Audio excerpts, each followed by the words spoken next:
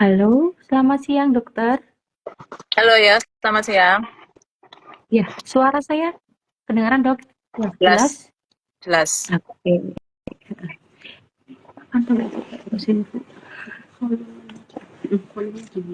Ditunggu dulu Kak Indah ya dokter, sebentar. Oke. Oke.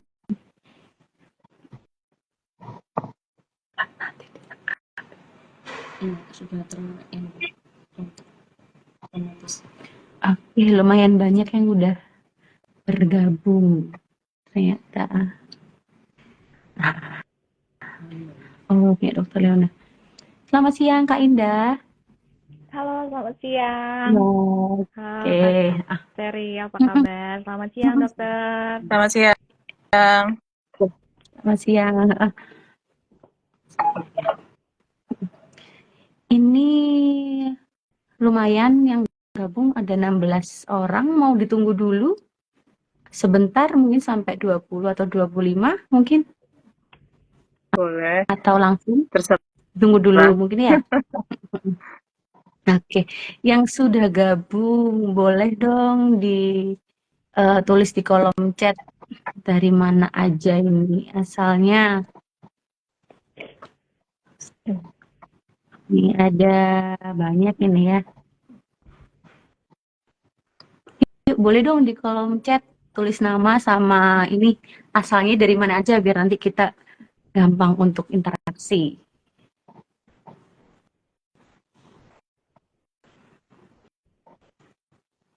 Oke.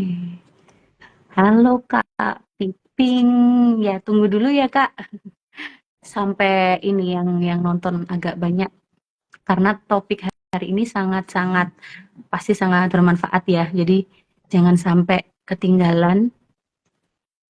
Oke, Kak Budi Bodeng hadir. Oke. Oke, Oh, ditunggu sebentar lagi. dari Kediri ini. Ada yang dari Kediri. Wah, dari Kediri, dari Nganjuk, Hmm. dari wah, banyak nih ya. Semua kota ini ya. Sabang sampai Merauke nih mungkin. Oke, ini ya. Semua kota ini ya. Oke,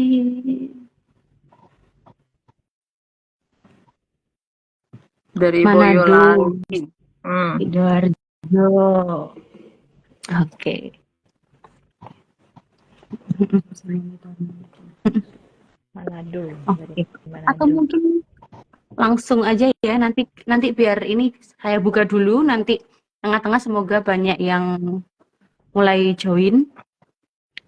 Bagaimana Dokter Leona Iya ya, sama Kak silakan. Indah? Boleh ya? Monggo, Oh, silakan. nanti. Iya, silakan. Oke. Selamat siang semuanya, para narasumber kita, Kak Indah sama Dokter Leona. Selamat Iya, semoga siang. selalu dalam keadaan sehat ya. Nah, Amin. ini Iya, selamat saya siang. juga mau menyapa eh, sobat-sobat HU, sobat Eatfit, dan juga sahabat ginjal sehat ya.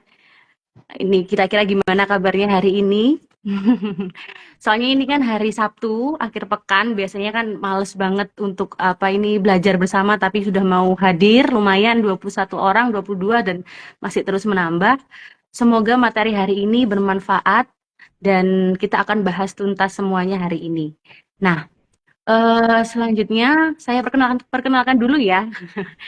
Saya Seril Debbie Regina sebagai moderator atau sekaligus MC di acara IG Live siang hari ini. Tentunya dengan tema diet sehat untuk mencegah penyakit ginjal pada anak. Nah, saya juga nggak sendiri, ada dua narasumber di sini. Ada yang pertama Dr. Dewa Ayu Leona Dewi, MKes SPGK, dokter spesialis gizi klinik RS Husada Utama. Dan yang kedua Kak Indah Suryaningsih dari Brand Activator PT Vanusol Prima Pharma Internasional Kalbe. Nah, boleh disapa dulu mungkin ini sobat-sobat HU, sobat Itfit dan sahabat ginjal sehat Kak Indah dan Dokter Liona. Ya, Kak Indah dulu deh. Oke. Terima kasih, Dok. Ya, sebelumnya juga terima kasih, dokter. Salam kenal. Selamat siang. Halo, Iya, sahabat sahabat ginjal sehat, sobat HU ya, Mbak iya, Ariel. betul. Ya. Iya, halo. Kenalkan, saya Indah. Saya dari brand aktivatornya dari PT Vinosol Prima Pharma Internasional yang dimana jadi salah satu anak perusahaan dari Kalbe. Terima kasih. Nanti mungkin kita bisa sharing-sharing nanti sambil berjalan ini eh, para viewersnya ini nanti hadir bisa juga nanti nulis pertanyaan nanti kalau yang mau nanya-nanya di kolom Q&A yang ada di tanda tanyanya di kolom paling Betul, bawah sebelah kanan atau di komen. Seperti itu. Silakan betul. Dokter Riona. Ya, terima kasih. Selamat siang para sobat HU, sobat ITFIT. Saya Dr. Liona, spesialis isi klinik. Saya adalah dokter spesialis yang praktek di Rumah Sakit Husada Utama Surabaya. Udah segitu aja deh perkenalannya. Oke, nah, terima kasih narasumber kita. Nah, ini tidak lupa acara kita IG Live ini siang kali ini didukung dan dipersembahkan oleh Vima Kalbe Group. Nah, nanti juga ada spesial promo ya yang akan kita umumkan. Nah, semoga nanti teman-teman di sini mengikuti sampai akhir. Jadi kita bisa menyebutkan apa aja promo-promo yang ada hari ini. Nah, ini langsung aja ya mungkin Kak Indah sama Dokter Leona. Ya, Ini kan topik hari ini kan tentang penyakit ginjal pada anak ya. ya, Nah, sebelumnya kita tahu bahwa penyakit ginjal ini kan dulu sering dialami oleh orang-orang dewasa ya, mungkin ya sekitar 30 tahun ke atas. Tapi ternyata sekarang seiring berkembangnya zaman dan banyaknya makanan-makanan mungkin ya yang ada di pasaran, sekarang penyakit ginjal ini sudah bisa dialami oleh anak-anak. Jadi adik-adik kita di luar sana ya. Nah, menurut Dokter Liona dan Kak Indah, apa tanggapannya tentang fenomena ini? Gitu ya. ya. Siapa Boleh dulu Dokter nih? Liona. Boleh silakan Dokter Liona, boleh duduk. Oke, jadi ya memang beberapa tahun yang lalu ya, kalau nggak salah tahun 2022 itu terjadi peningkatan kasus gagal ginjal. Pada waktu itu gagal ginjal akut. Tapi di samping gagal ginjal akut juga gagal ginjal kronis itu juga mulai meningkat angka kejadiannya. Nah, hal itu banyak dipicu oleh adanya perubahan dari lifestyle, mulai dari anak-anak sampai ke dewasa. Kalau pada anak-anak itu perubahan tersebut tentu saja dipengaruhi oleh orang tua ya. Jadi orang tua yang berubah lifestyle-nya, tentu saja itu akan berpengaruh kepada anak. Bagaimana anak itu kan bagaimana orang tua ya. Jadi kalau orang tuanya suka makan makanan fast food atau junk food, suka makan minum manis seperti itu, nah tentu saja dia akan memberikan hal yang sama juga kepada anaknya seperti itu. Nah, itulah yang kemudian meningkatkan angka kejadian penyakit ginjal pada anak seperti itu. Oke. Ya, mungkin dari Kak Indah. Iya, terima kasih Kak Seril. Jadi kalau betul yang disampaikan Dokter Liona bahwa memang sekarang apalagi mungkin ya sekarang kalau kita tahu nih anak-anak Gen Z nih modelnya nih kan semuanya serba instan gitu ya. Artinya kayak mau apa-apa butuhnya kan udah digital. Jadi kayak tahu informasi ini terus apalagi kalau ngelihat wah lagi ngetrennya sekarang makanannya ini gitu kan ya kalau kita lihat kalau apalagi kalau lagi jalan di mall jenis makanan-makanannya tuh udah beragam gitu kan yang dimana sebenarnya kita juga mungkin tahu ya mungkin yang banyak kandungannya tuh banyak ada yang mengandung gulanya tinggi, garamnya tinggi gitu kan tanpa kita sadarin dan mungkin kurangnya edukasi juga sehingga anak-anak ini bisa bisa terpapar ya sehingga bisa menyebabkan ke arah penyakit ginjal seperti itu. Oke. Oke, terima kasih Dokter Yana sama Kak Indah ya. Ini kalau saya lihat tadi dari jawaban narasumber kita, pasti banyak dari penyebabnya dari lifestyle dan pola makan dan jenis makanan ya. Nah, mungkin bisa dispesifikkan lagi Dokter Leona, sebenarnya makanan seperti apa sih dan lifestyle seperti apa yang menyebabkan anak itu bisa sampai ke penyakit ginjal gitu. Sedangkan kan Ya, kalau ini dilihat, biasanya mungkin karena kita kan biasanya nggak bisa mengontrol anak yang sudah sekolah. Jadi mungkin jajan di sekolah seperti itu dan biasanya Hmm. main sama temen, akhirnya mengikuti jajan sama temen. Nah, itu mungkin spesifik makanan dan minuman seperti apa yang bisa menyebabkan gagal ginjal, Dok? Ya, jadi yang bisa menyebabkan ya, jadi makanan itu sebenarnya dia bisa menyebabkan gagal ginjal itu tidak secara langsung ya. Maksud saya seperti ini. Jadi kan yang terkenal yang sudah banyak diketahui secara umum bisa menyebabkan penyakit ginjal itu adalah makanan yang tinggi gula, tinggi garam, ya kan, terus ada kafeinnya, minuman bersoda, alkohol, nah seperti itu. Tapi itu tentu saja tidak langsung menimbulkan gagal ginjal, apa penyakit ginjal gitu. Misalnya gula ya, kita makan gula sekarang ya nggak langsung kan, nggak langsung menyebabkan penyakit ginjal. Jadi dia butuh waktu. Jadi ada makanan yang membutuhkan waktu untuk menyebabkan penyakit ginjal, tapi ada juga loh yang bisa cepat. Misalnya nih jengkol ya, mungkin pernah dengar mengenai keracunan jengkol. Nah itu cepat itu dalam waktu 2 jam, bahkan 2 jam setelah konsumsi sampai 36 jam itu kalau misalnya terjadi keracunan, nah itu sudah bisa menyebabkan gagal ginjal atau ya gagal ginjal akut ya.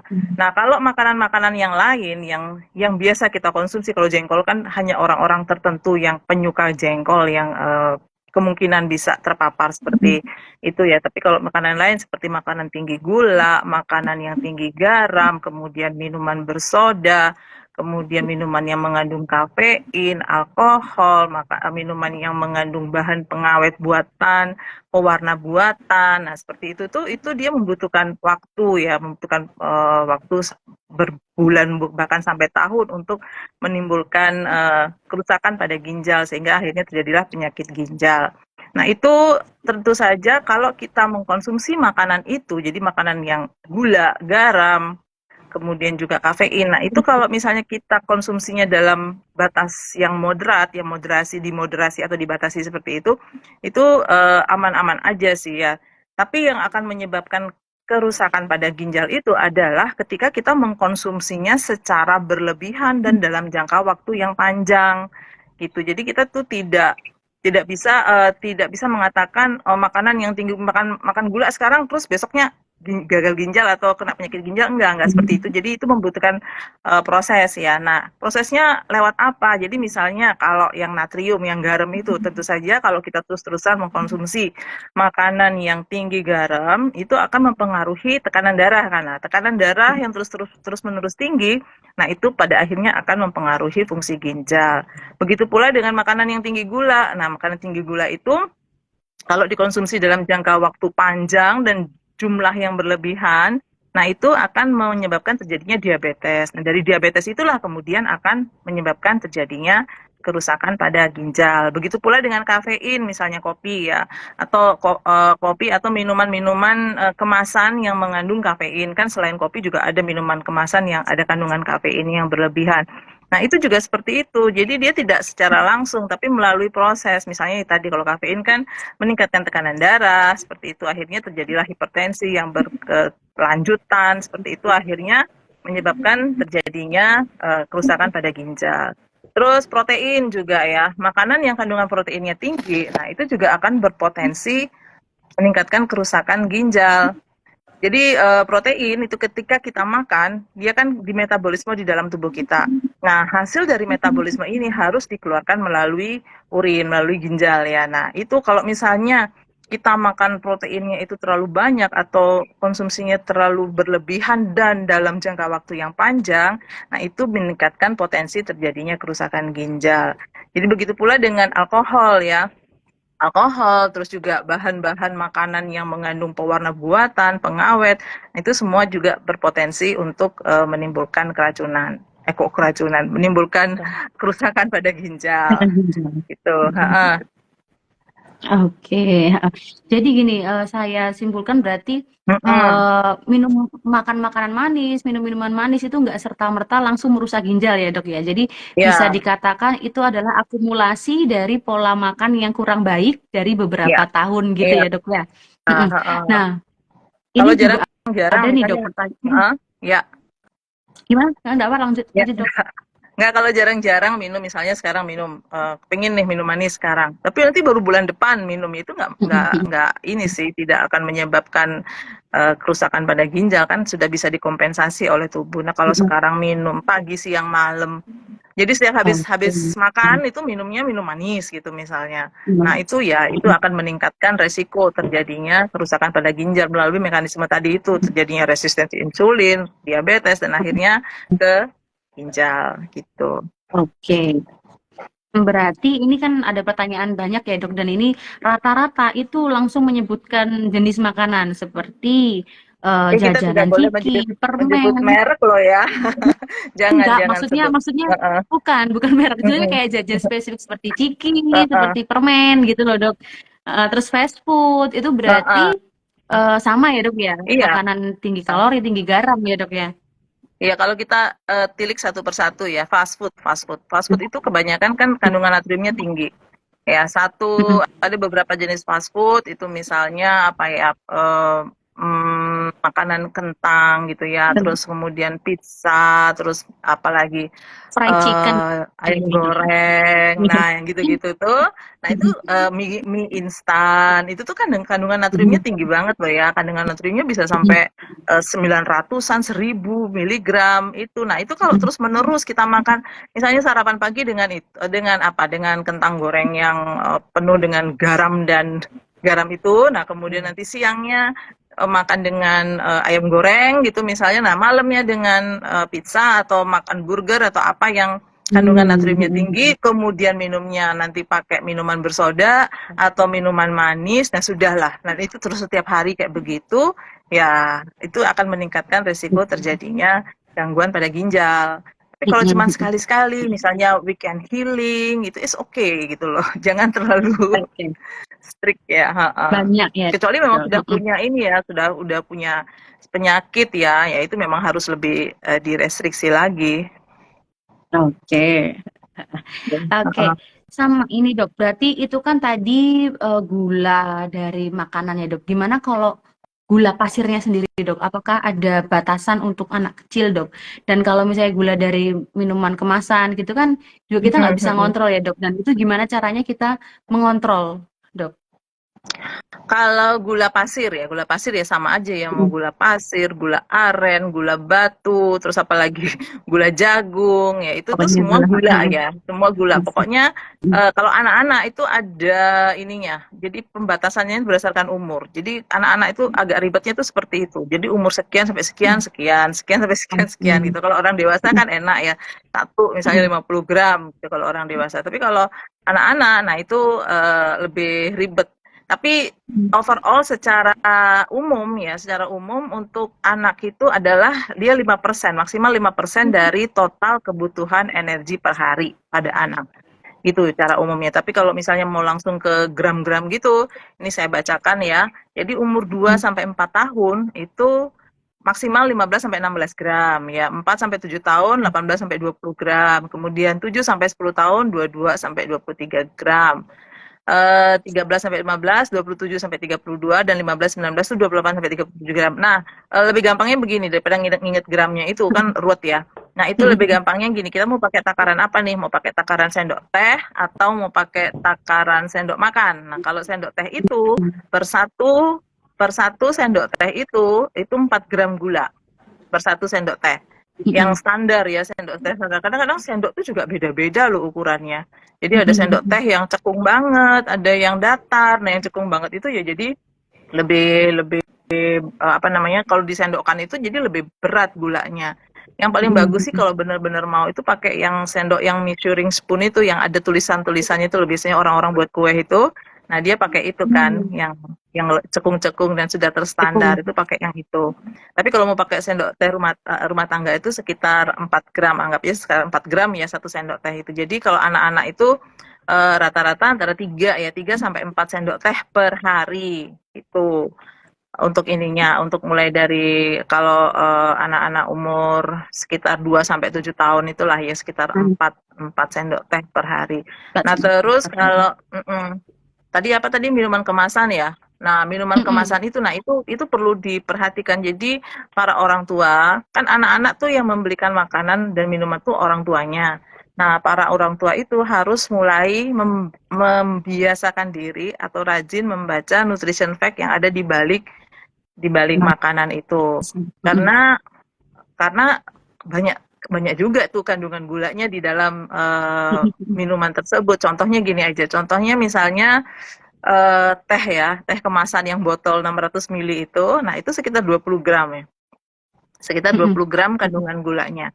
Nah, kalau anak minum itu 1 hari, berarti udah habis jatah ininya dia kan.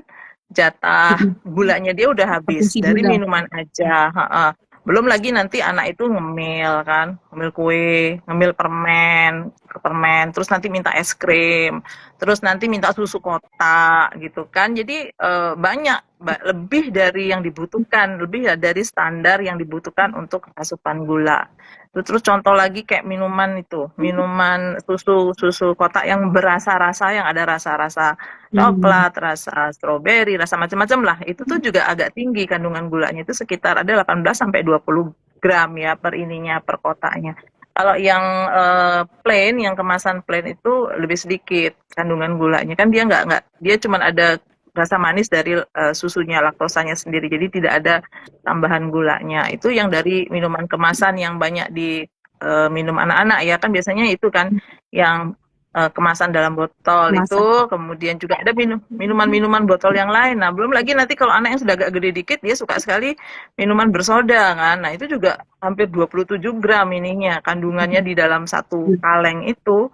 Ya, habis jatahnya. Belum nanti habis itu makan kue, makan cake, ya kan. Terus nanti ngantuk atau apa bosen gitu ngemut permen, terus malamnya beli es Hmm. krim, aduh udah habis deh itunya jatah Jatah gulanya konsumsi gitu. gulanya. Mm-mm.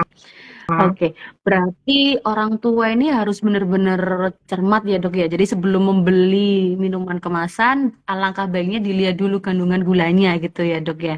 Iya, Mm-mm.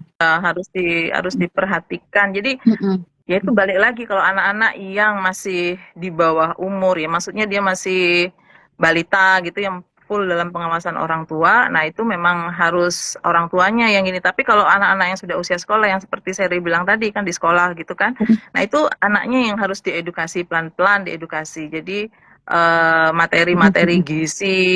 materi-materi gizi, edukasi gizi itu harus sudah masuk ke sekolah-sekolah mestinya ya Mm-mm. gitu. Jadi guru-gurunya nih lebih ke arah guru-gurunya yang lebih diedukasi karena anak yang Edukasi. usia sekolah itu kan lumayan, apalagi yang full day ya, full day school bisa sampai dari jam 8 pagi, jam 7 pagi sampai jam 4 sore. Jadi hampir setengah hidupnya anak itu ada di sekolah ya kan. Nah, itu Sekolah. jadi gurunya yang Mm-mm. juga harus harus diedukasi, gurunya di sekolah Mm-mm.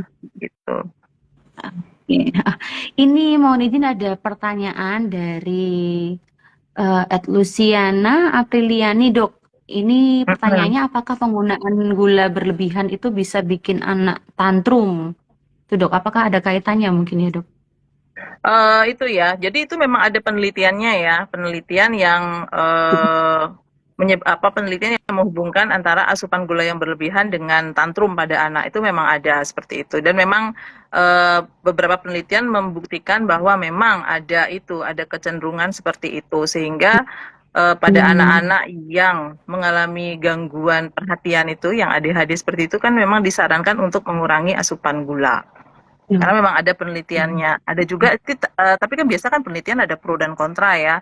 Ada yang menyatakan bahwa tidak tidak terbukti gitu. Nah, tapi kita sebaiknya sih mengikuti karena selain tantrum ya tadi itu efeknya ya diabetes, terus akhirnya gagal ginjal. Nah, itu yang kita ini kan kita perhatikan. Perhatikan. Mm-mm. Oke. Ini ke pertanyaan selanjutnya ya dok. Ini kemarin Ya, ada pertanyaan dari Q&A kita waktu di IG Story Eat Fit. ya. Ini kan tadi kan kita membahas tentang minuman kemasan ya dok, minuman yang berasa lah intinya. Berarti kan Mm-mm. kesimpulannya kita harus mengurangi untuk minuman-minuman manis itu. Ya, Nah, dan kita lebih dianjurkan minum air mineral atau air putih. ya. Itu sebenarnya apa ini konsumsi air putih untuk anak itu harus berapa liter dok atau berapa mili lah satu hari gitu dok. Untuk anak ya. Nah, itu lagi sama kayak gula. Itu berdasarkan umur dan berat badan. Kalau kalau si cairan itu berdasarkan berat badan sih. Jadi berapa banyak seorang anak harus minum cairan itu kita lihat berat badannya ya. Kalau misalnya berat badannya sampai 10 kilo, ya itu kita pakai rumus yang 100 cc per kilogram berat badan per hari. Jadi misalnya berat badan anaknya 10 pas gitu kan, enak ngitungin 10 kali 100 ya 1000, 1 liter. 1 liter kebutuhannya. Nah, tapi kalau sudah lebih dari 10 sampai 20 berarti yang itu yang 1000 tadi, patokannya 1000 tadi itu ditambah dengan 50 cc, 50 cc dikali sisanya tadi misalnya berat badannya 15, berarti kan 1000, ya tadi kan 1000 ya. 1 sampai 10 kan sudah 1000 tadi hitung-hitungannya. Nah, jadi kalau misalnya 15 berarti 1000 itu kemudian 50 dikali 5, berarti 10 dikurangi, kan 5 sisanya yang belum terhitung tadi ya, 10 dikurangi 15 dikurangi 10 sisa 5, nah itu dikalikan dengan 50 dapatnya berapa tuh? 5 dikali 50 50. kali 250 ya, 250 berarti kalau anak berat 15 kilo kebutuhan cairannya 1250. 1250. Nah, kalau misalnya lebih dari 20 kilo itu kita pakai yang 1500 ya, 1500 dikali sisanya itu dikali 20. Misalnya berat badannya berapa? 25 gitu misalnya ya, biar gampang itu. 25 berarti 1500 ditambah dengan 20 kali 5. Berapa tuh 20 kali 5? 100. Nah, segitu 1600 cc. Itu segitu kebutuhan perhitungan cairan anak kalau pakai rumus. Banyak rumus sih, kita ada pakai holiday, banyak lah rumus. Tapi itu kayaknya yang paling gampang ya. Paling gampang untuk nginget. Jadi 1 sampai 10 itu langsung dikali 100. Kalau lebih dari 10 sampai 20 itu sisanya yang dari 20 dikurangi 10 tadi itu dikali 50. Kalau lebih dari 20 dikali dengan 20. Gitu, biar gampang. Oke, baik. Berarti harus ini ya, harus sesuai dengan berat badan. Ya. Dan mungkin kalau misalnya bingung bisa konsultasi lebih lanjut ya ke ahli gizi atau ke dokter gizi, betul. Seperti itu. Telepon aja Bu Seril. Atau gini, apa sih? Nggak usah ribet-ribet gitu ya, pokoknya sesuai anjuran pemerintah ya. Tapi kalau pada anak-anak, kalau pemerintah kan menganjurkan 2000 untuk dewasa ya. Jadi kalau pada anak-anak tuh lebih kurang lagi sedikit lah pemberian cairannya. Tapi itu juga pada anak-anak yang aktivitasnya normal ya. Kalau anak-anaknya doyan lari sana sini ya ditambahlah cairannya. Atau kalau anak-anaknya, kalau cuaca di rumahnya panas gitu, nah itu juga ditambah cairannya ya. Anak-anaknya banyak berkeringat itu ya ditambah dari yang standar tadi itu ditambah sedikit. Betul. Oke, ini ada lagi Dok. Wah, sudah banyak ini Dok yang tanya ternyata Dok. Oke, ini saya coba bacakan lagi. Gimana kalau anak sudah ketergantungan sama minuman manis Dok? Sebagai orang tua, bagaimana caranya untuk membatasi atau memberi edukasi pada anak, Dok?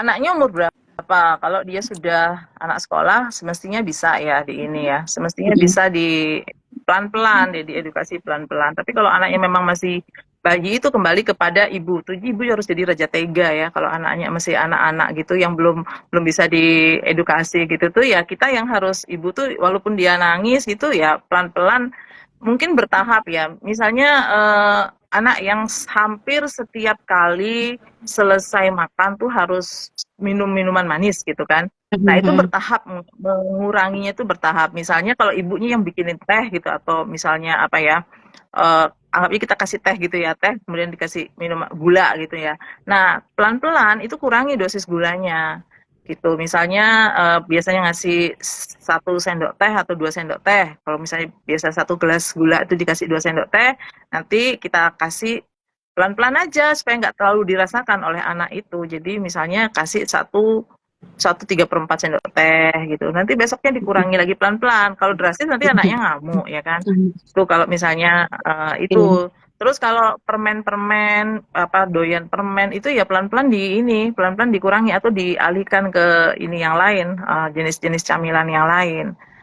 Itu kalau anak yang sudah sekolah, udah apa ya, ya udah SD, SMP, SMA itu kan sudah bisa pelan-pelan dikasih edukasi ya, dikasih nasihat. Kalau perlu berikan ilustrasi-ilustrasi ini loh akibat kalau kamu nggak bisa menghentikan kebiasaan konsumsi yang manis-manis, gula gitu. Tapi kalau masih anak-anak, masih di dalam pengawasan orang tua, nah itu orang tuanya itu yang harus pelan-pelan, pelan-pelan untuk mengurangi dosis gula pada anak. Pelan-pelan, jangan drastis. Kalau drastis nanti pasti akan gagal anaknya, kan tantrum ya, nangis, rewel kayak gitu. Oke. Oke, baik. Lalu gini dok, itu tadi kan kalau caranya misalnya mengurangi permen itu ya dialihkan sama makanan lainnya. Gimana kalau buah dok? Jadi misalnya permen itu manis-manis itu digantikan oleh buah. Nah, buah kan buah sendiri kan juga ada gulanya ya, gula buah. Nah, itu apakah masih aman dan apakah ada batasan juga untuk gula dari buah? Jadi kalau gula dari buah, selama dia buahnya utuh ya, maksudnya dia utuh, nggak kalau di blender atau di jus itu kan cenderung lebih sudah merusak serat sehingga lebih cepat menaikkan kadar, lebih cepat menimbulkan respon insulin di dalam tubuh kita. Tapi kalau kalau buah itu masih utuh, itu masih oke lah. Nah, gula dalam buah itu ada dua macam kan, ada glukosa, ada fruktosa. Jadi yang mana yang banyakkan glukosa, mana banyakkan fruktosa itu lo nggak usah lah kita pikirin tuh, karena itu kalau mau hafalin itu tuh susah. Pokoknya dalam dalam buah itu ada dua macam gula, glukos dan fruktos. Nah kemudian yang mana yang kadarnya fruktos dan glukosnya tinggi itu dilihat dari rasa. Paling gampang tuh dari rasa. Kalau dia udah buahnya manis banget, nah itu berarti kandungan gulanya sudah tinggi. Nah itu yang harus dikurangi ya, tidak kita juga tidak boleh terlalu banyak makan buah-buahan ya. Buah-buahan itu dibatasin pada anak-anak maupun pada dewasa, itu kita juga buah-buahan itu dibatasin. Jadi pemerintah itu menganjurkan kita untuk mengkonsumsi pada dewasa ya 600 gram sayur dan buah setiap hari. 600 gram sayur dan buah setiap hari. Yang mana sepertiganya adalah buah, 2/3-nya adalah sayur kalau pada dewasa. Jadi kalau misalnya pada dewasa 600 gram berarti buah itu 200 gram aja sehari, ya segitu. Karena kita selama ini tuh sudah mindsetnya buah itu sehat, jadi makan sebanyak-banyaknya. Banyak kan pasien yang kayak gitu. Jadi beli semangka 3 kilo itu bisa habis sehari, jadi semangka yang gede gitu ya. Dia itu bisa habis sehari, itu kan sehat dok. Iya sehat, tapi kalau enggak terlalu banyak. Tapi kalau sehatnya sampai 3 kilo gitu makan semangka, sekilo aja makan tuh sudah ini banget, sudah terlalu berlebihan ya, itu akan meningkatkan kadar gula. Meskipun dimakan utuh, tidak di jus atau apa. Nah, kalau pada anak-anak itu 200 sampai 400 gram sarannya dari pemerintah untuk makan sayur dan buah-buahan. Tapi anak-anaknya balik lagi tuh, anak-anak yang sudah agak besar dikit. Kalau yang masih kecil, bayi itu ya paling cuma berapa sih, 50 gram, 100 gram sehari. Gitu, untuk buah loh ya. Dan sebaiknya sih dimakan utuh. Terus kalau misalnya anak-anak nggak suka, kebanyakan anak-anak nggak suka buah ya. Anak-anak tuh kebanyakan nggak suka buah. Nah itu gimana caranya ya? Balik lagi ke orang tua, dari kecil sudah dibiasakan makan buah. Terus kalau misalnya tetap juga nggak suka, ya harus pinter-pinter berkreasi. Jadi buahnya dibuat apa? Dibuat es misalnya, buat lollipop, atau dibuat es buah, atau mungkin dijadikan apa sih? Itu tuh yang dibekukan itu, jadi buahnya dipotong terus dibekuin, dimasukin ke freezer, dikasihin apa sih? Tusuk es krim itu loh. Es krim, nah kayak gitu nanti diserve gitu. Nah, ya banyak cara sih ibu-ibu yang punya anak yang gitu tuh pasti sudah kreativitasnya sudah luar biasa sekali itu. Jadi tergantung orang tuanya ya memang agak repot sedikit ya dok ya, tapi untuk kesehatan anak harus diusahakan ya dok ya. Oke. Ini tadi yang menyambung air putih dok, tadi ada pertanyaan dari Mas Sita Resti, ini dari Q&A yang kemarin di IG Story. Air putih sama air demineral itu apakah berbeda atau apakah sama? Nah itu gimana dok? Biasanya kan sekarang banyak ya di rumah itu ada yang air putih biasa dan demineral, dan katanya kan memang lebih sehat. Nah itu gimana tanggapannya dokter? Air minum ya, air minum tuh ada yang air mineral tuh yang di kemasan gitu. Nah air mineral tuh ada yang demineral. Kemudian ada juga air putih yang kita kenal air putih yang ambil dari sumur, ambil dari Mm-mm. sumber-sumber air. Nah, itu juga air putih. Nah, di Mm-mm. antara semua itu yang demineral ya, demineral itu kan sudah hampir tidak ada kandungan mineralnya. Ya, Mm. kemudian kalau yang mineral itu masih ada kandungan mineralnya masih ada. Kalau yang air dari sumber air itu, nah itu tidak terkontrol. Maksudnya tidak diketahui lah ininya, tidak terstandar gitu loh mineralnya. Mm. Tergantung dari sumber tanah di sana, apakah masih banyak mineral atau tidak, atau apakah tanah Mm. di situ tanah berkapur sehingga mineralnya tinggi. Nah itu yang tidak terkontrol. Jadi kalau misalnya kita memasak dengan air yang langsung diambil dari sumber air, itu kan kadang-kadang ada kerak ya, ada kerak di alat Mm. masak kita. Nah, itu berarti kandungan mineralnya tinggi, itu kurang bagus ya untuk kesehatan ginjal kita. Nah, kalau misalnya yang Mm. air mineral kemasan itu, yang biasa itu, nah itu bisa itu yang disarankan sih untuk orang dengan ginjal yang masih sehat, maksudnya untuk maintenance gitu loh, untuk kita sehari-hari itu bisa. Nah, kalau yang demineral itu kan sama sekali sudah bahkan kecil ya, kandungan mineralnya sedikit sekali. Nah, itu bisa dipakai untuk orang-orang yang misalnya sudah ada kena penyakit ginjal gitu loh. Tapi kalau misalnya kita yang Mm. normal-normal ini kan mineral itu masih dibutuhkan. Apalagi kalau misalnya nanti kita kurang konsumsi sayur dan buah gitu, berarti kan kurang Mm. konsumsi mineral. Nah, itu salah satu cara bisa didapat dari minuman tersebut. Oke, oke. Berarti sebenarnya untuk yang demineral itu kalau dikonsumsi untuk orang yang sudah terkena penyakit ginjal Ya itu boleh ya bisa dok ya? bisa Hmm. itu bisa membantu Bisa. ya. Karena kan Mm-mm. mineralnya harus dibatasin ya kalau pada orang-orang dengan Batasin. sakit Mm-mm. ginjal. Heeh. Mm. Berarti dilihat peruntukannya, maksudnya kalau untuk orang yang masih normal, apalagi yang defisiensi mineral, boleh minum air Mm-mm. putih biasa yang Ya, masih tinggi mineral gitu. mm-mm. Atau kalau misalnya yang sudah terkena penyakit ginjal, lebih baik yang demineral gitu, yang kandungan mineralnya agak sedikit turun gitu ya dok. Ya, bahkan ada yang sudah bilang Mm-mm. menyatakan diri sebagai air murni ya, sudah Murni. didestilasi Mm-mm, mm-mm. sempurna. Oke. Ini ada satu lagi mungkin dok, kita bahas yang untuk faktor pencegahan ya dok. Ini Ya. kalau sufor gimana dok? Kalau anak yang sudah mengonsumsi sufor dari kecil, nah itu kan sufor pasti kan juga ada gulanya, gula tambahan dari Mm-mm. susunya. Nah itu Mm-mm. gimana dok? Kalau susu formula itu kalau susu formula yang biasa ya, yang biasa untuk seperti pengganti ASI, itu Mhm. kandungan gulanya kecil. Ya, coba kalau kita iseng-iseng minum susu anak itu kan nggak ada rasanya ya. Susu yang Mhm. banyak rasanya itu yang sudah di kemasan-kemasan gitu, yang dalam bentuk tetra pack itu yang kandungan gulanya tinggi. Tapi kalau susu formula itu kecil kandungan gulanya. Jadi memang sudah didesain untuk pengganti ASI ya. Kalau memang benar Mhm. ibunya tidak bisa menyusui atau ASInya tidak keluar seperti itu. Oke, berarti ini ya dok ya, apa sebenarnya untuk sufor memang kalau Mm. ibunya terkendala ASI Ya, boleh gitu ya dok, tapi ya, kita heeh. anjurkan tetap mengonsumsi ASI gitu. Ya, yang pertama adalah Oke. ASI. Tapi Mhm. kan banyak Mhm. banyak ya ibu-ibu yang entah kenapa gitu kan, memang tidak ada produksi ASINya, yaitu memang diberikan susu formula untuk anak-anaknya. Oke. Nah, ini selanjutnya kita beralih ke pertanyaan yang mungkin untuk anak-anak yang sudah terkena ini dok ya, sudah terkena penyakit ginjal. Nah, untuk anak-anak tersebut itu apakah batasan konsumsi gulanya itu masih sama seperti yang sebelumnya? Dan mungkin konsumsi apa namanya makanan lainnya seperti protein itu juga apakah eh, sama kebutuhannya sama sebelumnya waktu anak tersebut masih normal, dok? Ya, jadi kalau pada anak yang sudah sakit ginjal, apalagi yang Mhm. ginjal yang sudah dialisis gitu misalnya, justru Mhm. ini bedanya dengan dewasa ya. Kalau dewasa itu ginjal kebutuhan protein itu dibatasin gitu. Karena kalau Mhm. pada anak-anak, karena dia masih dalam masa pertumbuhan sehingga kebutuhan proteinnya itu tidak terlalu ketat pembatasannya gitu. Oh. Jadi ada hitung-hitungannya tersendiri namun tidak seperti dewasa. Begitu juga dengan kalori ya.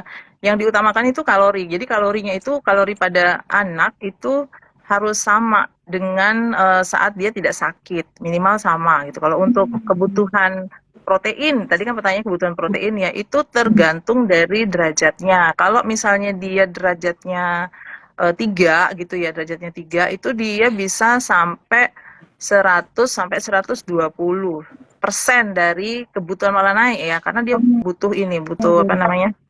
Terus kalau misalnya derajat 4 itu bisa 100 sampai 140%, tapi kalau derajat 5 itu sekitar 100% dari dari AKG, angka kebutuhan gizi berdasarkan usia si anak. Jadi kan angka kebutuhan gizi itu berdasarkan kelompok umur ya, nanti ada tabelnya tersendiri.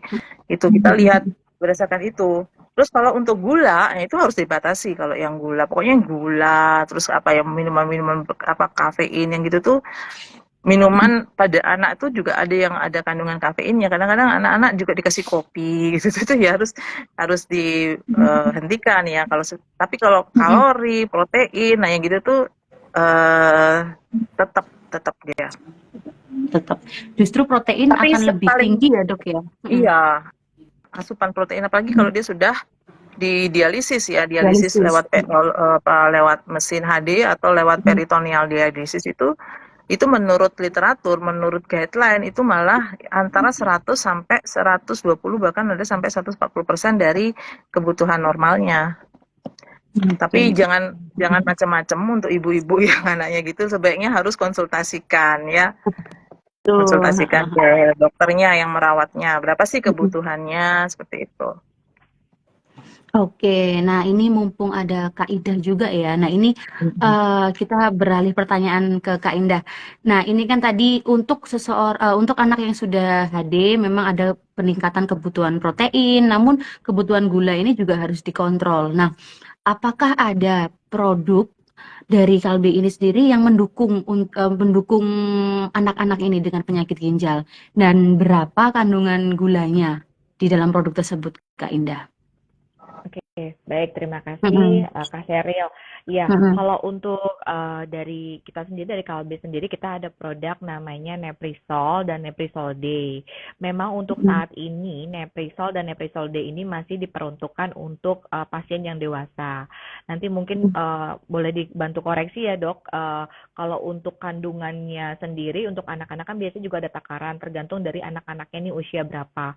Memang untuk penggunaan di Neprisol dan Neprisol D ini kan memang disarankannya untuk yang 12 tahun ke atas, seperti itu Kak Sheryl. Kalau untuk yang di bawah 12 tahun mungkin ada baiknya bisa dikonsultasikan dulu dengan dokter gizi atau ahli gizi di rumah sakit untuk ngecek kondisi status dari gizi anak tersebut gitu. Jadi mesti kalau di bawah umur memang untuk saat ini kita belum punya produk yang khusus untuk yang pasien anak ginjal anak gitu.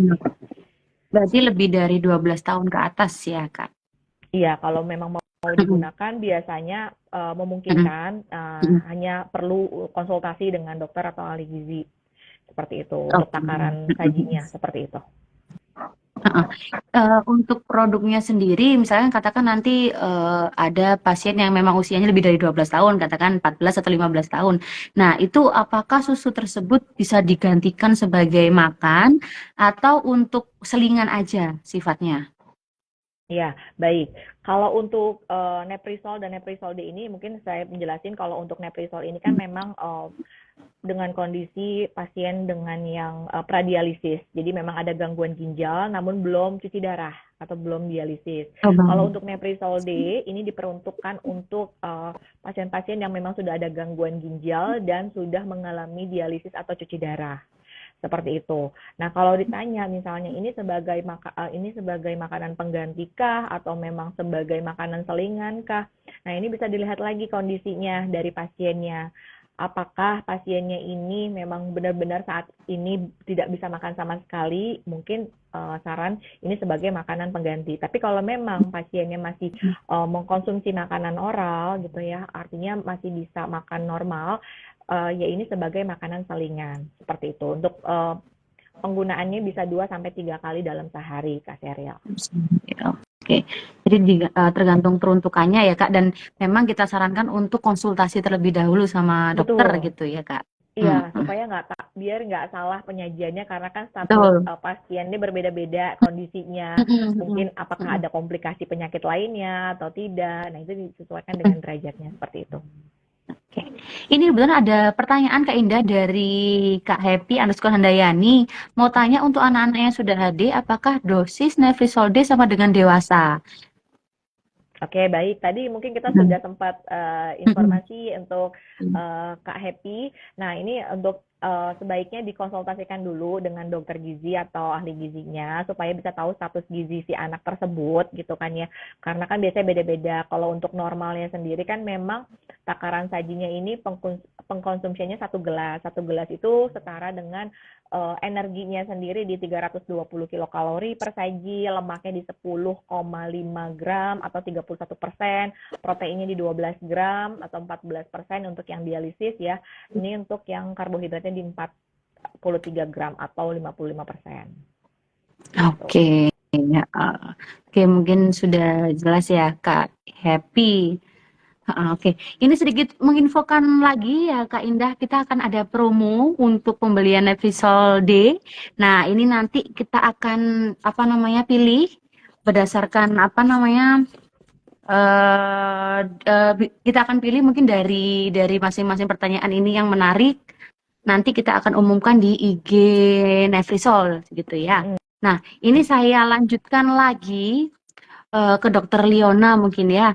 Nah, ini untuk diet sehat bagaimana dok? Untuk anak yang sudah terkena penyakit ginjal. Nah, ini kan biasanya orang tua pasti sudah apa ya dok, istilahnya kayak bingung harus bagaimana, apakah bisa sembuh, apakah masih bisa diatur dari pola makan dan lain-lain. Nah, itu menurut dokter bagaimana? Apakah ada diet tertentu atau diet sehat yang bisa dilakukan oleh orang tua? Ini kalau tadi ada yang bisa sembuh atau enggak itu ya, kalau menurut literatur yang saya baca ya, kalau gagal ginjal kronis itu memang bisa dikatakan tidak bisa sembuh, tapi kita bisa untuk mencegah supaya tidak semakin progresif seperti itu. Tapi kalau gagal ginjal akut, nah itu masih bisa sembuh ya kalau gagal ginjal akut dengan terapi dan penanganan yang cepat dan tepat, nah itu masih bisa sembuh. Nah kemudian kalau misalnya sudah terkena penyakit ginjal, gagal kronis ya, kronis tentu saja itu makanan-makanan yang tadi merupakan penyebab terjadinya gagal ginjal itu sudah pasti harus dihindari. Misalnya tadi gula, kemudian garam yang berlebihan ya. Jadi pada orang-orang dengan gangguan ginjal itu kan harus direstriksi konsumsi garamnya ya. Gula juga harus direstriksi, tapi bukan berarti tidak boleh sama sekali enggak, tapi harus dikurangi, direstriksi lah dikurangi ya. Kemudian juga makanan yang tinggi fosfor itu juga harus dikurangi. Misalnya apa sih produk-produk susu tuh tinggi kandungan fosfornya, kacang-kacangan itu tinggi kandungan fosfor. Kemudian jeroan, daging itu juga tinggi. Terus makanan-makanan instan itu tinggi kandungan fosfornya. Itu yang harus diperhatikan ya. Kemudian protein, nah protein juga harus diperhatikan. Kalau menurut teoritis nih ya, yang harus diberikan kepada anak itu adalah protein yang bioavailabilitasnya tinggi, artinya daya cernanya tinggi sehingga produk residunya itu yang memberatkan ginjal itu sedikit. Nah, apa itu? Yaitu protein hewani ya. Kalau yang nabati itu masih ada masih apa bioavailabilitasnya kurang tinggi, tapi itu kita masih disarankan sih untuk mengkombinasi tapi ya lebih sedikit kandungan yang hewaninya. Nabatinya. Terus kalau misalnya dari segi jenis ya W itu lebih bagus ketimbang kasein ya untuk penyerapannya. Kemudian makanan-makanan yang tinggi alkohol tadi, nah itu juga harus dibatasin ya atau dihentikan lah pada anak-anak. Jadi intinya untuk makanan sehat itu makanan seperti biasa yang ada di sekitar kita sehari-hari. Terus makanan-makanan kemasan itu yang dihindari atau dikurangi. Kalau nggak bisa dihindari ya dikurangi. Kemudian makanan-makanan yang mengandung pengawet, terus warna yang ngejreng-ngejreng gitu tuh ya sudah dihindari kalau yang itu mah ya. Jadi yang istilahnya yang real food aja yang kita konsumsi, yang kita berikan kepada anak-anak kita. Itu kemudian juga apalagi ya, ini mungkin kalau sudah kronis gitu ya, ininya ginjalnya itu jangan terlalu aktivitasnya tidak boleh terlalu berat ya karena olahraga berat atau aktivitas berat itu akan meningkatkan produksi kreatinin. Kan kreatinin itu tidak hanya didapat dari makanan, tapi juga hasil pemecahan protein yang ada di tubuh. Jadi kalau misalnya kita olahraganya terlalu berat, nah itu tuh akan meningkatkan pemecahan dari protein ototnya, itu akan meningkatkan kadar kreatinin seperti itu. Terus juga serat ya, perhatikan makanan mengandung serat itu harus ada dalam konsumsi makanan sehari-hari. Cuman yang perlu diperhatikan itu adalah kalau sudah kronis seperti ini, sumber serat yang tinggi kalium. Nah, itu yang harus dibatasin ya, harus diperhatikan karena kan kalium itu pada orang dengan gangguan ginjal itu kalau dia berlebihan itu akan membahayakan ya. Nah, itu harus dibatasin. Biasanya ibu-ibu atau nanti mungkin ahli gizinya itu akan menginformasikan makanan-makanan apa sih yang bisa dikonsumsi yang kadar kaliumnya rendah, yang mana yang kadar kaliumnya tinggi. Biasanya orang-orang dengan gagal ginjal itu sudah tahu seperti itu. Saya rasa itu sudah ya, garam sudah tadi ya. Pokoknya makanan yang asin gitu tuh harus dikurangi. Apa sih lagi garam, fosfor, kafein, terus gula, kalium, itu makanan-makanan yang kalsium. Nah, itu makanan-makanan yang ini yang harus diperhatikan pada orang dengan sakit ginjal. Oke, Dok, mohon maaf bisa diberitahu sedikit tentang apa ini makanan yang tinggi kalium, serat tinggi kalium ya, Dok. Nah, kalium itu apakah hanya ada di sayur atau di makanan lainnya, Dok? Kalium banyak pada sayur sama buah-buahan ya. Buah-buahan tuh yang paling terkenal tuh tinggi kadar kaliumnya tuh apa? Pisang. Pisang, apokat, jeruk. Nah, gitu. Terus kalau sayur-sayuran tomat, terus sayur-sayuran hijau itu tinggi kadar kaliumnya, itu yang harus dikurangi. Atau gini, kalau terpaksa banget kepingin banget ya makan itu tuh kan ada caranya untuk mengurangi kadar kalium di dalam makanan ya, dengan dipotong-potong. Jadi makanan itu, sayur-sayuran itu dipotong-potong dulu. Biasanya kita kan kalau tidak ingin zat-zat gizinya hilang, kita kan cuci dulu baru potong-potong terus masak. Itu yang untuk orang yang normal ya. Tapi kalau pada orang-orang dengan gangguan ginjal yang kepingin banget gitu ya makan itu, nah itu terus kita suruh dia potong-potong itu sayur-sayuran sama buah-buahan, kemudian direndam di dalam air suam-suam kuku yang beratnya itu 10 kali dari berat makanan. Misalnya berat makanannya 100 gram misalnya ya, berarti berat airnya itu adalah 100 kali 10, 1000 gram, 1 liter. Jadi berat airnya itu 1 liter. Nah, itu suam-suam kuku, air suam-suam, bukan air panas, bukan juga air dingin. Apa sih maksudnya suam-suam kuku itu? Untuk mempercepat pengeluaran kalium dari dalam ininya, dari dalam buah dan sayur-sayuran dipotong itu. Terus direndam minimal 2 jam. Jadi agak repot ya. Kalau mau masak itu nunggu dulu 2 jam di preparation 2 jam. Setelah itu terus dibilas, dibuang airnya, terus dicuci lagi, nah itu baru dimasak atau baru dimakan. Nah, itu sudah mengurangi, menurut teori nih ya, menurut penelitian dan teori segala macam itu sudah mengurangi kadar kalium. Tapi tetap aja sih sebaiknya dihindari makanan-makanan yang tinggi kalium. Bahkan kadang-kadang makanan yang kita sudah tahu kadar kaliumnya rendah tuh kita juga sebaiknya lakukan treatment seperti itu gitu loh, untuk mencegah supaya tidak terjadi peningkatan kadar kalium.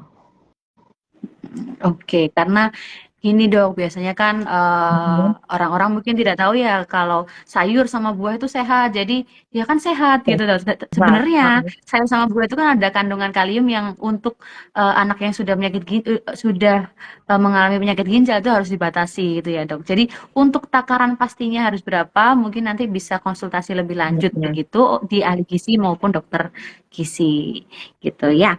Oke, ini mungkin ada pertanyaan lagi, boleh ditulis di kolom komentar. Nah, ini untuk pengaturan makan, kita Eat Fit juga bisa menyediakan catering.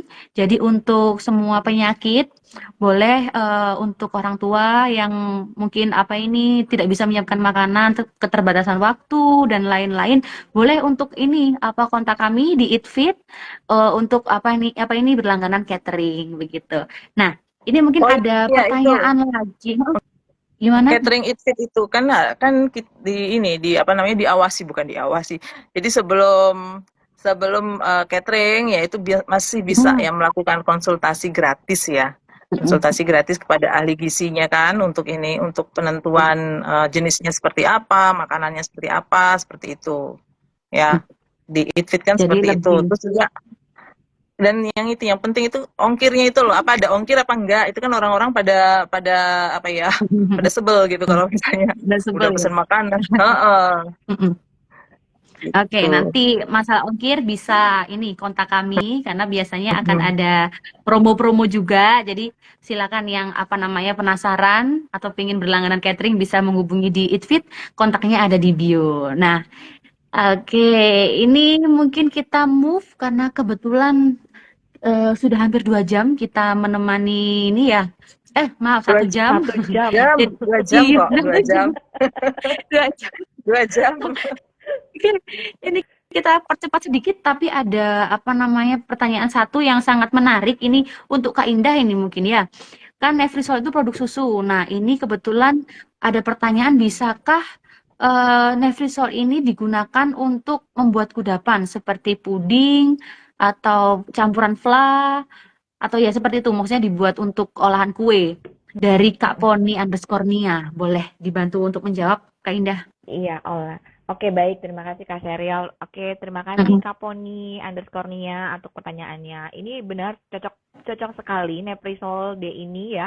Itu bisa dibuat kudapan lain. Mungkin bosan ya karena kan pasien nih mengkonsumsi kok minumnya ini mulu supaya mempertahankan kondisi gizinya ya tetap stabil gitu kan ya. Kok minumnya ini mulu gimana sih caranya? Boleh dibuat misalnya mau contoh buat puding itu bisa. Namun harus tetap diperhatikan ya untuk pemasakannya untuk puding itu juga jangan terlalu kondisi yang suhu panas. Karena kalau suhunya panas nanti kadar di proteinnya dan nutrisi lainnya yang ada di kandungan dalam Neprisol D ini juga akan rusak gitu karena dengan suhu yang panas. Nah, untuk penggunaan susu misalnya bukan hanya untuk kudapan aja, tapi untuk yang penggunaan biasa pun diseduh pun gitu ya, itu juga tidak boleh menggunakan air yang cukup panas. Jadi tadi yang kalau dokter Leona bilang suam-suam kuku kalau orang orang tua ngomongnya kayak gitu ya dok ya kalau orang tua dulu tuh ngasih tahu ke anaknya ini suam-suam kuku jadi tidak panas tidak terlalu dingin jadi Kukunya hangat lah ya. kukunya kalau dicelupin ke dalam air itu tuh tidak tidak apa membara gitu loh. Jadi dia masih Mhm. bisa Iya. tahan som-som kuku.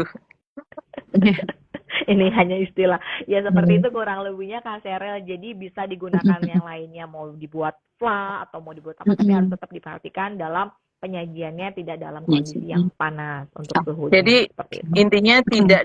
tidak kan biasanya kalau kita buat kue ya, kita buat kue susu, gula, air terus digodok gitu. Yes, Nah, ini kan Mhm. enggak, kalau yang Levrisol kan tidak seperti itu ya, Kak Indah ya. Jadi iya betul dok. apa? Dimasak dulu, dia sudah menjelang mateng, sudah agak turun suhunya, suhu suhu kan biasanya mendidih itu 100 derajat, sudah agak turun suhunya yang ditandai dengan uap airnya sudah mulai berkurang. Nah, itu baru dimasukkan. Seperti itu ya, Mbak Indah ya.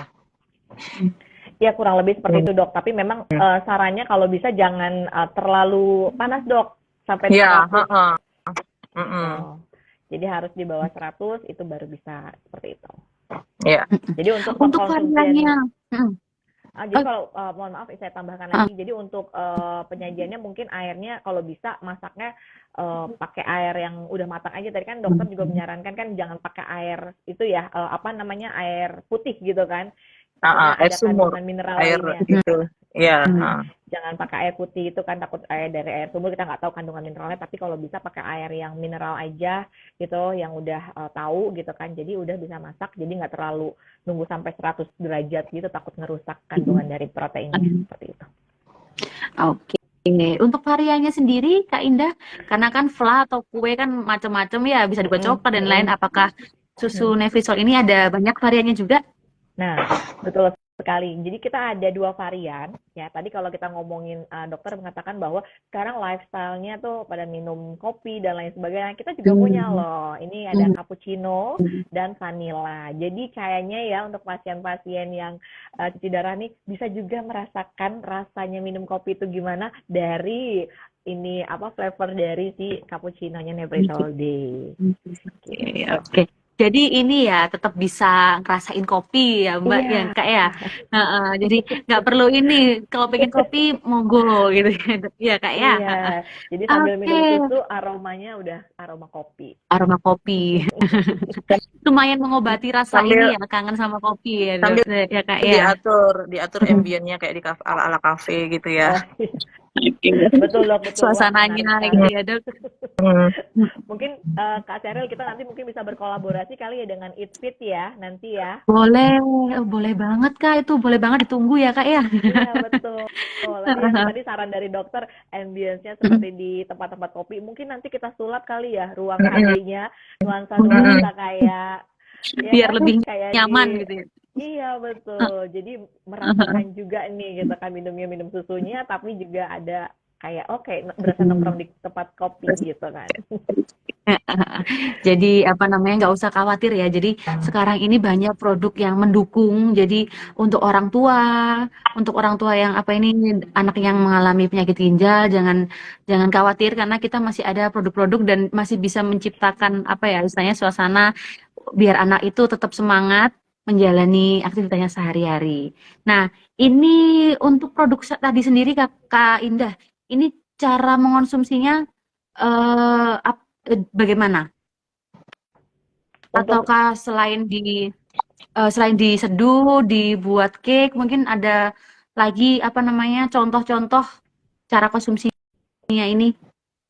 Ya, untuk saat ini memang penyajiannya kita sebagai kudapan, bukan kalau yang Mm-mm. mau dibentuk yang lain ya. Itu Mm-mm. bisa aja sih dijadikan yang tadi saya bilang kalau mau dibuat macam-macam kudapan itu mungkin lebih diperhatikan lagi untuk yang suhunya. Kalau mau dibuat kayak tadi puding fla atau mau dibuat bolu atau mungkin eh, snack itu juga bisa. Seperti itu Oke. Kak Sheryl. Oke, mungkin ini ada pertanyaan lagi, boleh ditulis di kolom chat. Nah, atau kalau misalnya sudah tidak ada, mungkin ini tadi kan saya menyebutkan banyak ada promo nih ya untuk apa namanya Sobat Eatfit, Sobat HU dan juga sahabat ginjal sehat. Nah, ini boleh nih Kak Indah di-spill promonya apa untuk apa namanya produk Nevrisol dan Nevrisol D ini tadi. Oke, baik Kak Sheryl. Mungkin Mm-mm. saya mau mengingatkan kembali sebelum saya menginformasikan promonya. Jadi kita dari KB Pharma punya dua produk yang namanya Neprisol. Ini untuk yang pasien gangguan ginjal yang masih belum cuci darah ya, dan untuk Neprisol D yang gangguan ginjal yang sudah mengalami cuci darah. Nah, dengan ini kita ada dua varian, vanilla dan cappuccino. Nah, untuk Neprisol ini itu bisa digunakan sebagai makanan pengganti atau makanan selingan ya ataupun tadi kayak sebagai kudapan. Dan kalau pertanyaannya ini aman gak sih ya gulanya tadi kita bicara gula gitu ya. Ini kandungan Neprisol D ini juga aman karena sudah low GI ya, sudah low sugar jadi bisa mengontrol kadar gula darahnya. Kemudian juga low lactose. Nah, ini juga bisa mengurangi resiko terjadinya rendah diarenya ya. Jadi nggak kejadian angka diarenya itu rendah. Terus kemudian juga untuk hari ini kita juga ada spesial promo pembelian 5 gratis 1 khusus untuk periode di tanggal ini tanggal 7 sampai tanggal 11 September. Nah, untuk ordernya sendiri nanti bisa langsung akan dibantu sama tim dari kami, nanti dari namanya Mbak Pipit, nanti akan saya informasikan di 0813 3260 1133 atau nanti viewer semuanya bisa langsung hubungin ke neprisol_id supaya nanti kita akan bantu untuk orderannya. Dan kami akan memilih tadi yang sudah sempat menanyakan seputar Neprisol akan mendapatkan 3 orang yang beruntung ya. Tadi juga yang sudah menanya pertanyaan terbaik akan mendapat Neprisol D. Oke, Wak. Sangat Gitu Kak menarik Sheryl. ya ini. Ini saya buka satu kesempatan lagi, boleh yang mau bertanya di kolom chat. Dan nanti lumayan bisa dapat hadiah menarik dari Nevrisol. Jadi monggo teman-teman, sobat-sobat Eatfit, sobat HU dan sahabat ginjal sehat untuk bertanya. Dan kalau misalnya mungkin sudah ini ya, sudah capek ya, 1 jam. Oke, ini mungkin 2 jam. bisa saya. Oke. Ini mungkin boleh saya tutup ya, tapi sebelum saya tutup, mungkin saya beri sedikit kesimpulan dari IG Live hari ini, dari topik diet sehat untuk mencegah penyakit ginjal pada anak ini. Jadi yang pertama untuk pencegahan pastinya batasi konsumsi gula, konsumsi garam dan juga konsumsi soda.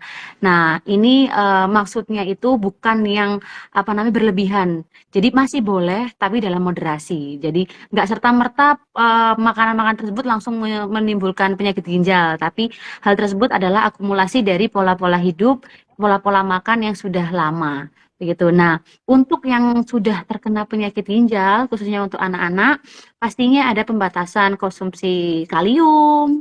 Nah, lalu apa namanya olahraga berlebihan dan pastinya juga harus istirahat yang cukup. Selain itu, protein, konsumsi protein yang paling bagus itu adalah protein yang memiliki bioavailabilitas yang tinggi seperti di protein hewani. Nah, selain itu juga para orang tua tidak perlu khawatir karena di sini Nevisol dan Nevisol D juga mensupport kita. Jadi ada produk juga yang apa ini mendukung bagi apa namanya anak-anak yang juga menderita penyakit ginjal seperti itu. Nah, mungkin dari narasumber kita adakah closing statement mungkin atau pesan atau semangat atau apapun yang bisa disampaikan kepada sobat-sobat di sini? Mbak Indah.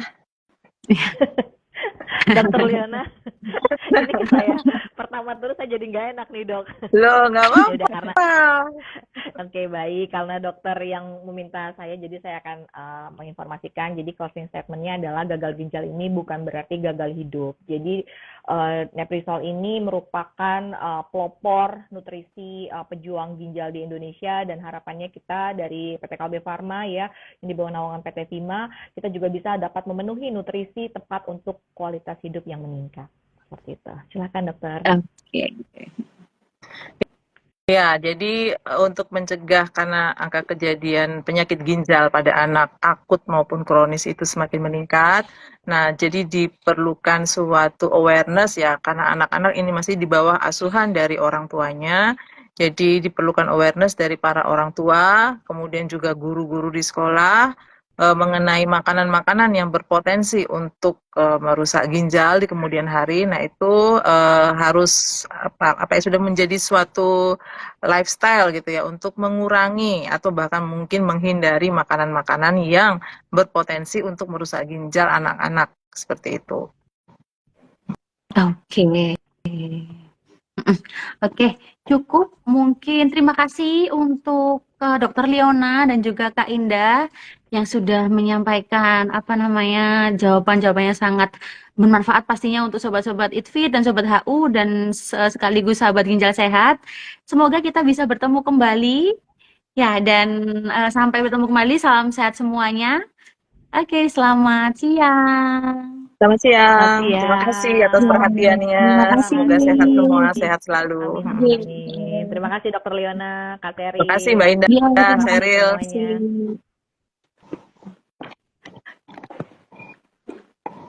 kasih.